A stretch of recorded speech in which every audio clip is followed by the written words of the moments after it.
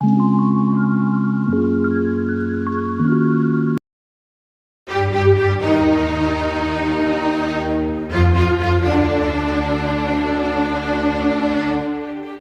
yang dikasih Tuhan, kita akan membaca Alkitab dan merenungkan firman-Nya. Mari berdoa. Saat ini Bapa, kami buka hati dengar suara-Mu. Biar Engkau berbicara bagi kami. Sehingga kebenaran-Mu akan terus menyertai perjalanan hidup kami. Tolong kami Tuhan. Roh Kudus bekerja atas kami. Di dalam nama Tuhan Yesus, firman kehidupan, kami berdoa. Amin. Saudara-saudara yang dikasih Tuhan, sepanjang minggu berjalan ini, kita dituntun dengan bacaan Alkitab dalam Yesaya pasal 7. Yesaya pasal 7 ayat 10 sampai dengan ayat 17. Yesaya pasal 7 ayat 10 sampai dengan ayat 17. Dari perikop pemberitaan mengenai Immanuel. Kita baca bersama-sama. Kita mulai. Tuhan melanjutkan firman-Nya kepada As, katanya, mintalah suatu pertanda dari Tuhan Allahmu. Biarlah itu sesuatu dari dunia orang mati yang paling bawah, atau sesuatu dari tempat tertinggi yang di atas. Tetapi Ahaz menjawab, aku tidak mau meminta, aku tidak mau mencobai Tuhan. Lalu berkatalah Nabi Yesaya, baiklah dengarkan, hai keluarga Daud, belum cukupkah kamu melelahkan orang, sehingga kamu melelahkan Allahku juga? Sebab itu Tuhan sendirilah yang akan memberikan kepadamu suatu pertanda. Sesungguhnya seorang perempuan muda mengandung dan akan melahirkan seorang anak laki-laki, dan ia akan menamakan dia Immanuel.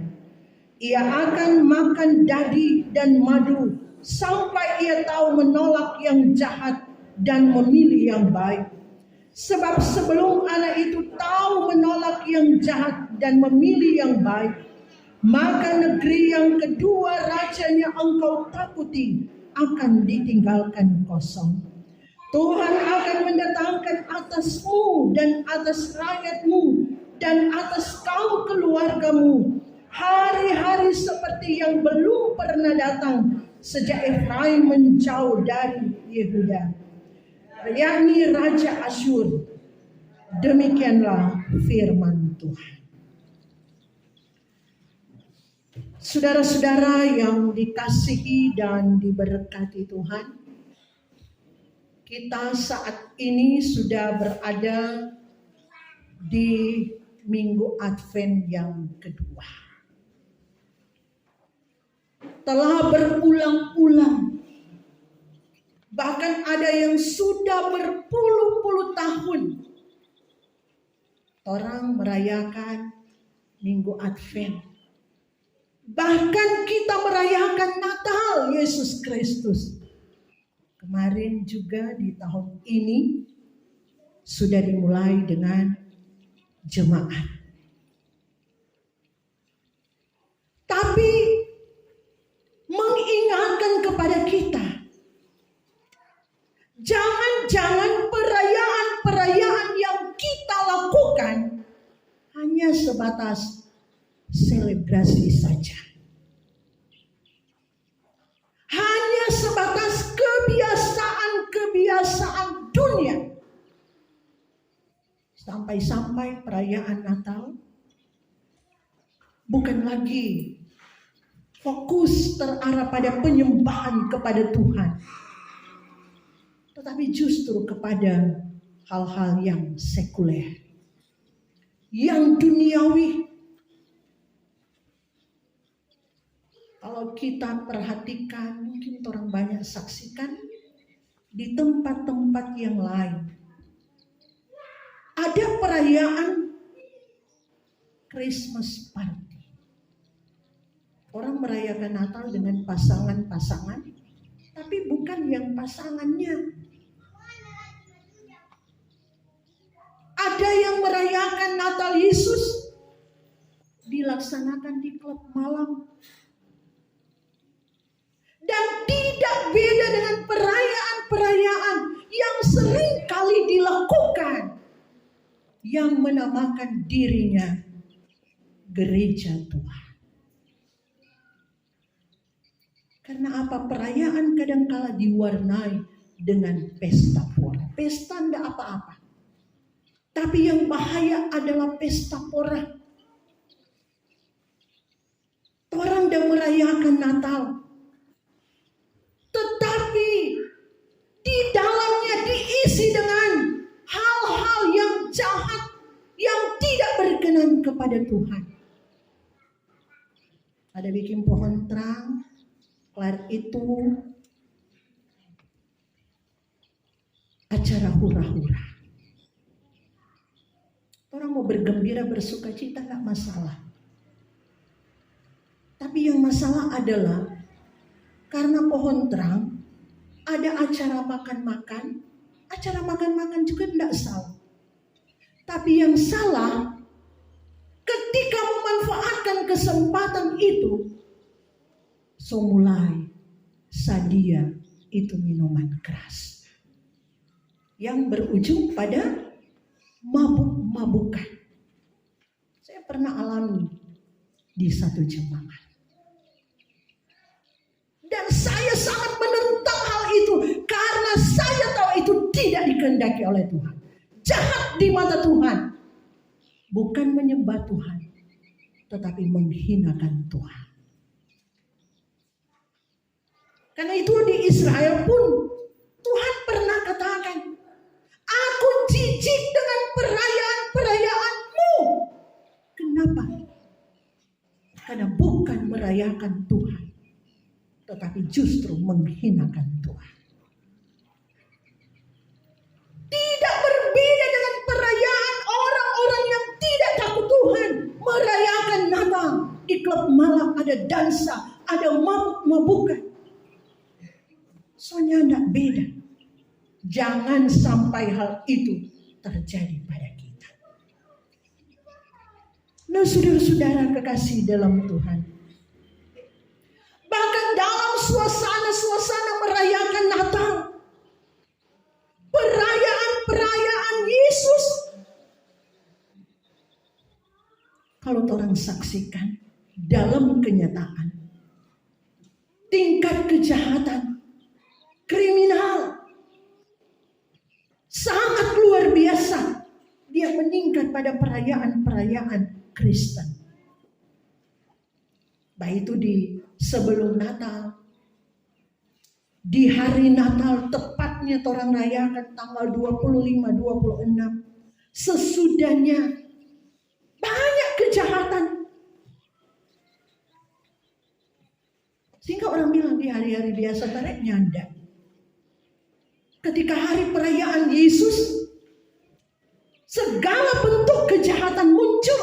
Sangat-sangat ironis. Mestinya perayaan Yesus, termasuk di dalamnya orang merayakan Natalnya, membawa kita lebih dekat lagi kepadanya. Lebih dekat lagi kepada Tuhan Yesus. Tetapi kenyataan, kalau jujur orang mau mengaku, yang dominan justru hawa nafsu, kedagingan, keangkuhan, mengikuti cara-cara dunia. Itu yang muncul. Sedih sekali, sangat-sangat sedih.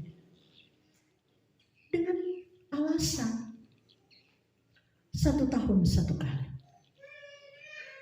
Bahkan tiba pada puncak perayaan, orang mau datang menyembah Tuhan, datang di ibadah Natal. Aduh, udah sibuk kok mau masa supaya pulang gereja susah dapet di meja. Banyak tuh begitu. Nah, di sini enggak ada kan? Semua rajin. Tadi malam banyak yang datang. Perayaan Natal tanggal 25, orang pi keluarga dari jauh mau datang, jadi orang jatuh pi ibadah, orang nyandak karena ada siapkan segala sesuatu. Bukan kita menyenangkan hati Tuhan, justru kita menyakiti hati Tuhan. Nah, saudara-saudara, ini yang seringkali menjadi kenyataan di perayaan-perayaan Yesus Kristus, termasuk dalam perayaan Natal. Alkitab katakan ini menyusahkan Tuhan. Bahkan dalam bacaan kita melelahkan Tuhan.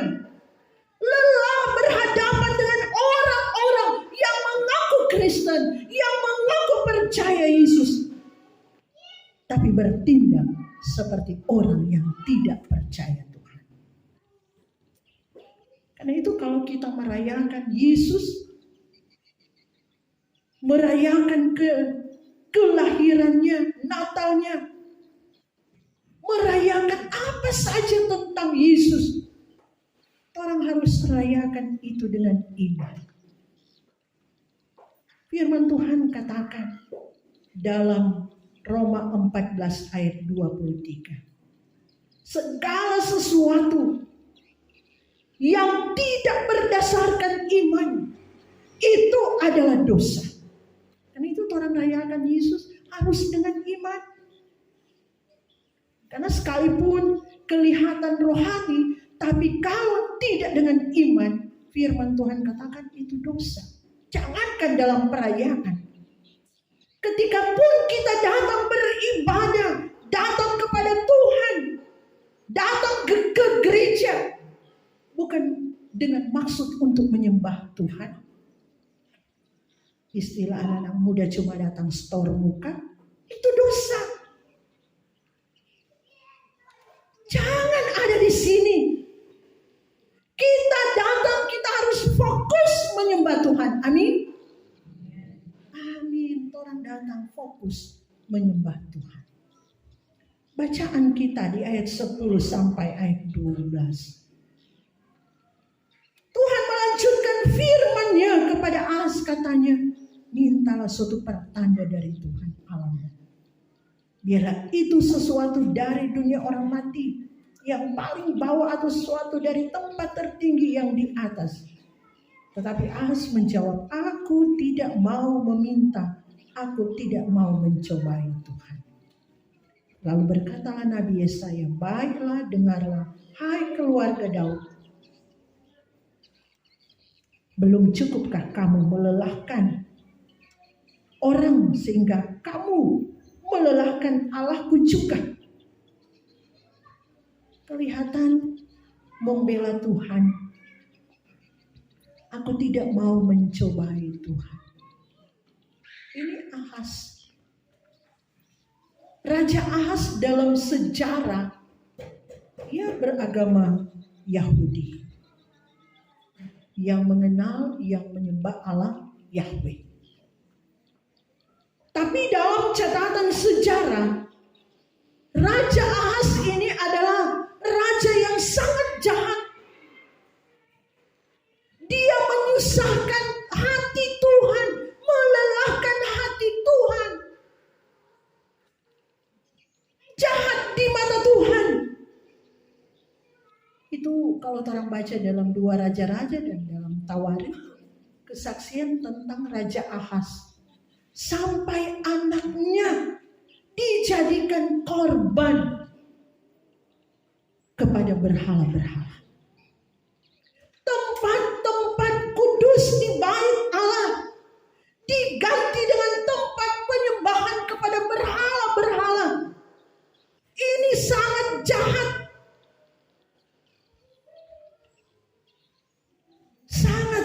Sangat jahat. Dalam bagian bacaan ini, Tuhan perintahkan melalui suara Nabi Yesaya. Supaya dia meminta tanda atau semeon dalam bahasa Yunani. Tanda. Dia meminta tanda apakah mujizat dari bawah dari dunia orang mati sampai ke atas yang tertinggi. Karena Tuhan yang berkuasa. Sebenarnya ada peluang untuk Raja Ahaz mendapatkan anugerah Tuhan. Tapi apa yang terjadi? Dia menolak Tuhan. Kelihatan benar. Tadi orang so baca. Kelihatan benar bahwa dia tidak mau menyusahkan Tuhan. Aku tidak mau mencobai Tuhan. Kelihatan benar. Tetapi sesungguhnya ini pertanda bahwa dia menolak kuasa Tuhan. Dia menolak kehadiran Tuhan. Kenapa? Kenapa? Padahal ini Ahaz, seorang raja dari turunan, ada beberapa raja yang takut akan Tuhan. Dari Daud, Salomo dan seterusnya. Tapi dia jahat di mata Tuhan. Hatinya sudah terpaut pada Asyur. Ini Asyur pada zaman Raja Ahaz adalah negara adidaya. Negara yang kuat. Pada waktu itu Raja Tiglat-Pileser yang memerintah Asyur dengan kekuatan yang luar biasa. Dia hanya berpikir bahwa Asyur akan sanggup menolong dia. Raja Ahaz menolak pertolongan Tuhan. Dia lupa Tuhan. Dia tidak mau minta pertolongan dari Tuhan. Sehingga dikatakan dia melelahkan Tuhan. Melelahkan Tuhan. Mengabaikan Tuhan. Menyakiti hati Tuhan. Sampai Ahaz mati, dia tidak bertobat. Dia sudah menjauh dari Tuhan. Tidak mau hidup dekat bergaul dengan Tuhan. Saudara-saudara, sebenarnya kita orang percaya kepada Tuhan. Orang sama, Tuhannya Yesaya adalah Tuhannya kita. Allah Yahweh, Allah yang kita sembah. Sekalipun pergumulannya berbeda-beda, apa yang dialami oleh Nabi Yesaya itu berbeda dengan apa yang kita alami. Hampir tiap hari, tiap saat kita dihadapkan dengan berbagai pergumulan fisik kita, di tengah keluarga kita, ekonomi kita dan sebagainya. Dan itu memang sudah menjadi kodrat kita. Selama kita masih ada hidup di dunia, kita tetap berhadapan dengan pergumulan-pergumulan. Kita tetap berhadapan dengan masalah-masalah. Ada ketakutan, ada kecemasan, ada kekhawatiran. Kadang belum selesai yang satu, sudah datang yang lain. Masalah pergumulan datang silih berganti. Dan itu salib. Orang percaya kepada Tuhan Yesus. Orang yakini, orang aminkan apa yang kita hadapi di dunia ini. Itu adalah salib yang Tuhan berikan pada kita.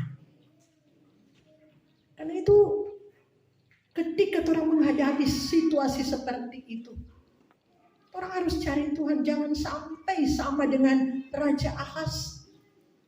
Dalam ketakutan, kecemasan, kekhawatiran karena ancaman. Bukan dia cari Tuhan, cari pertolongan Tuhan, tapi dia cari pertolongan Raja Asyur, bersandar pada manusia. Karena itu firman Tuhan katakan dalam Yeremia pasal 17,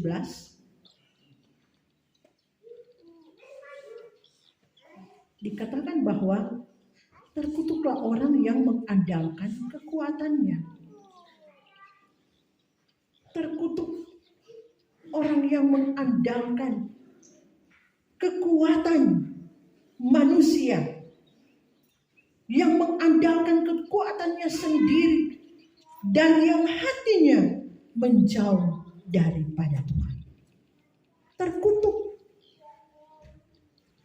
Alkitab mengajarkan kepada kita beban yang berat yang kita alami dalam hidup kita. Orang kasih Pak Tuhan. Jangan orang tunjuk jago sok hebat. Sama seperti Raja Ahaz. Di tengah ketakutan, kecemasan, kekhawatiran. Karena dikepung oleh tentara Efraim atau Israel Utara. Dan oleh Aram, tentara Syria. Bukannya cari Tuhan, tapi dia cari kekuatan manusia. Cari Tiglat-Pileser, cari Asyur. Malah nasihat hamba Tuhan, nasihat yang diberikan oleh Nabi Yesaya diabaikan, tidak didengar sama sekali. Lebih memilih bersekutu dengan manusia daripada cari kehendak Tuhan. Saudara-saudara, ini mengingatkan kepada kita. Jangan sekali-kali kita melangkahi Tuhan. Dia yang sanggup menolong kita.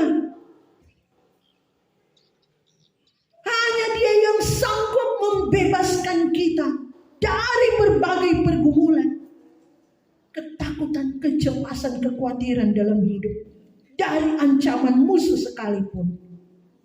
Jangan pernah orang langkahi Tuhan. Jangan orang menganggap ada yang lebih hebat dari Tuhan. Salah satu contoh, kalau orang sakit, orang harus utamakan Tuhan. Oke, ada dokter. Dokter adalah anugerah Tuhan. Tapi utamakan Tuhan. Karena sehebat apapun dokter, ada Tuhan yang berkuasa.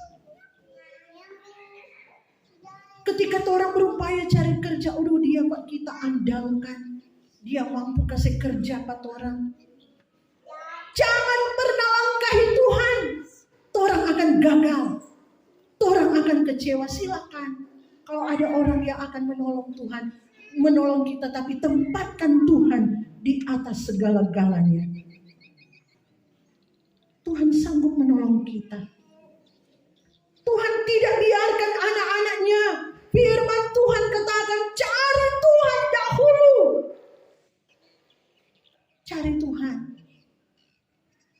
Jangan lebih-lebih orang cari kekuatan di luar Tuhan. Apalagi orang datang padukun-dukun, binasa orang. Kalau orang cari Tuhan lebih dulu, Tuhan akan kasih pencerahan. Di tengah pergumulan sakit penyakit, Tuhan bilang, pergi pada dokter ini. Di tengah beban-beban hidup, orang kerinduan untuk suatu pekerjaan, orang datang dulu Pak Tuhan. Baru Tuhan kasih pencerahan, Tuhan arahkan. Pergi di sana. Minta tanda, semeon. Mujizat dari Tuhan. Cari Tuhan. Memang cari Tuhan tidak gampang. Jangan orang pikir mujizat Tuhan seperti yang orang saksikan kalau ada KKR secara spektakuler. Sakit dia sembuh. Orang diuji oleh Tuhan. Dengan proses, dengan cara-cara Tuhan. Tanda-tanda Tuhan beri. Dan mujizat itu orang rasakan. Cari Tuhan tidak gampang. Tidak gampang kalau orang mau cari Tuhan. Orang harus kuat dalam doa dan permohonan. Orang baca dalam Filipi pasal 4. Filipi pasal 4, ayatnya yang keempat sampai ayat 6. Filipi pasal 4, ayat 6 sampai dengan ayat 8. Janganlah hendaknya kamu khawatir tentang apapun juga, tetapi nyatakanlah dalam segala hal keinginanmu kepada Allah dalam doa dan permohonan dengan ucapan syukur. Nyatakan kepada Tuhan, kasih tahu Pak Tuhan, bilang Pak Tuhan, jangan malu-malu datang Pak Tuhan di saat orang mengalami pergumulan beban-beban hidup yang berat. Di saat orang merasa bahwa orang tidak berdaya lagi, orang tidak dapat berbuat apa-apa. Datang Pak Tuhan. Yakin bahwa Allah dia sanggup. Dia Allah segala-galanya dalam hidup kita. Baik dunia orang mati sampai di atas tertinggi dalam kekekalannya. Sampaikanlah keinginanmu kepada Allah. Sampaikan dengan cara apa? Dalam doa dan permohonan dengan ucapan syukur.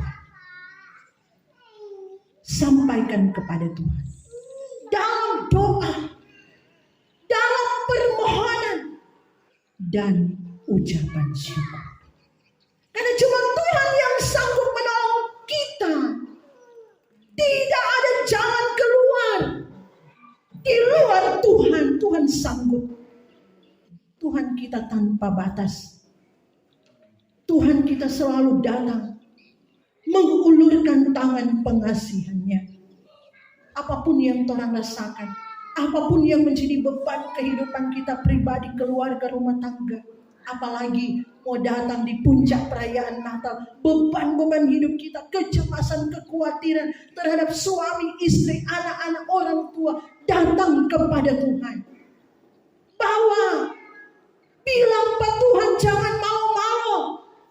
Tuhan yang berkuasa. Sehingga ayat 8 dalam Filipi 4.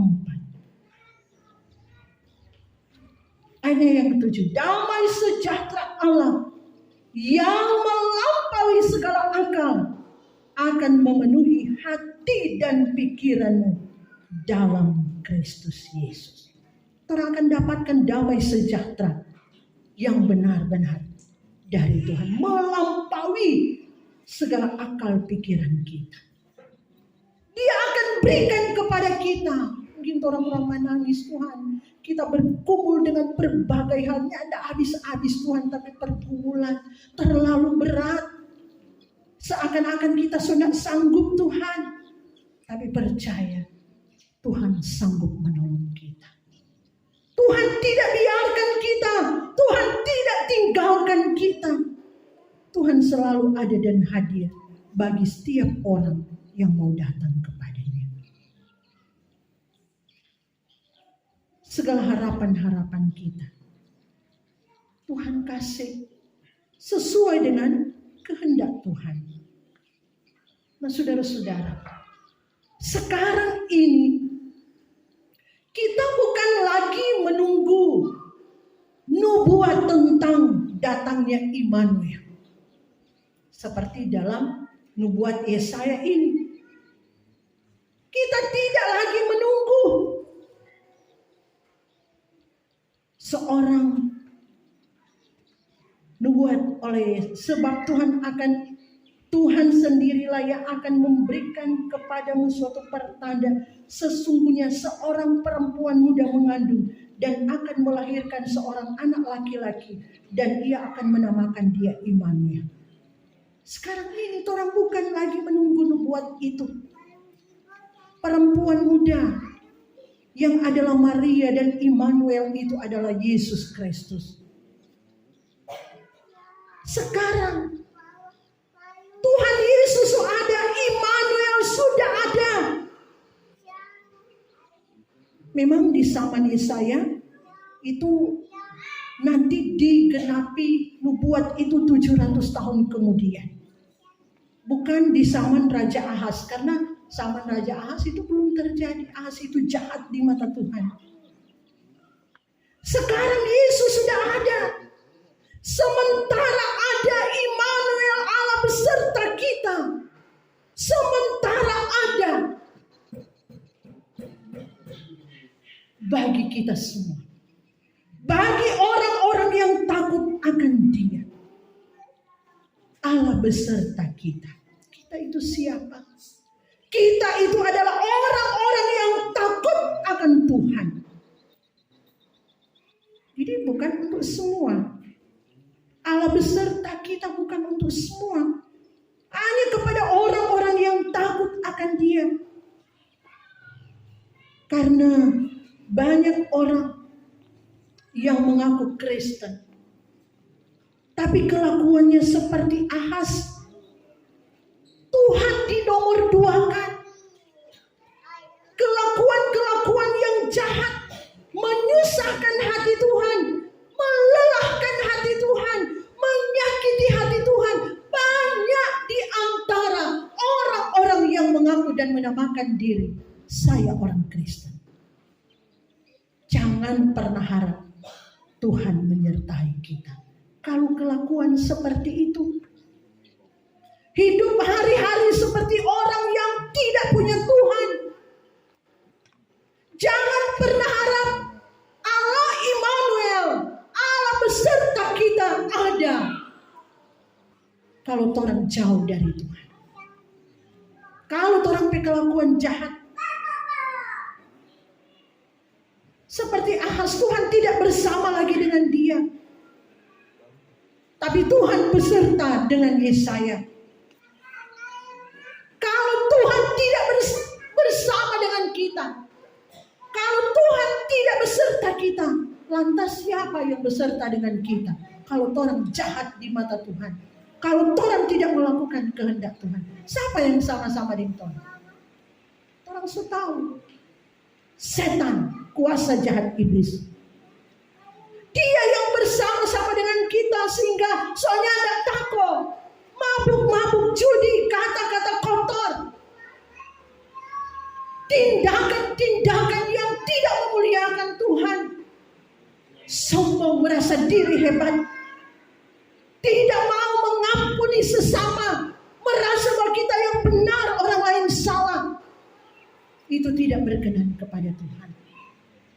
Cara-cara hidup seperti Ahaz yang tidak mau mendengar suara Tuhan, suka cari kekuatan di luar kekuatan Tuhan, beranggapan bahwa dia akan berhasil, dia akan menang, dia akan beroleh keuntungan.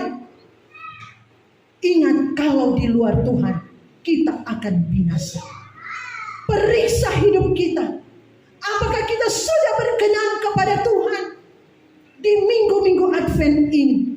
Apakah kita berkenan kepada Tuhan? Apakah kita mempersiapkan diri untuk kedatangan Tuhan kedua kali? Orang Kristen sejati, orang minta tanda terus kepada Tuhan. Cari kehendak Tuhan sesuai dengan pergumulan-pergumulan yang kita alami. Ketika ada pergumulan berat, Tuhan tidak sedia.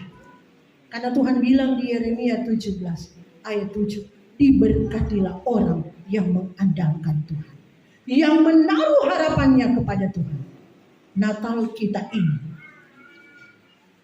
yang akan kita rayakan dan sementara kita rayakan, mari saudara-saudara, kita sementara rayakan Immanuel, Allah beserta kita. Allah Immanuel bukan tanpa makna, tapi mau menunjuk kepada kita bahwa Ia akan selalu menjaga anak-anaknya. Dia akan selalu menjaga kita. Cari terus Tuhan. Paksa diri supaya orang rasakan Tuhan, orang alami Tuhan. Itu kunci dalam hidup kita. Jangan pernah menyerah apapun keadaan kita. Terus dan terus paksa diri. Cari kehendak Tuhan. Kalau Tuhan rasa bahwa Tuhan belum menemukan Tuhan, mari berusaha berjuang. Tuhan minta ada tanda sampai orang alami ada damai sejahtera yang melampaui segala akal akan menyertai kehidupan kita, menjadi bagian kita. Sehingga orang siap hati Tuhan datang kembali. Orang siap hati, orang akan bersama dengan Tuhan. Sekali lagi paksa diri kita. Temukan Tuhan dalam hidup. Cari kehendak Tuhan, duduk di kaki Tuhan. Orang berupaya yang terbaik untuk Tuhan. Jadikan hidup berkenan kepada Tuhan. Jangan cari kekuatan di luar kehendak Tuhan. Biar kiranya di minggu-minggu Advent ini orang membenahi kehidupan kita.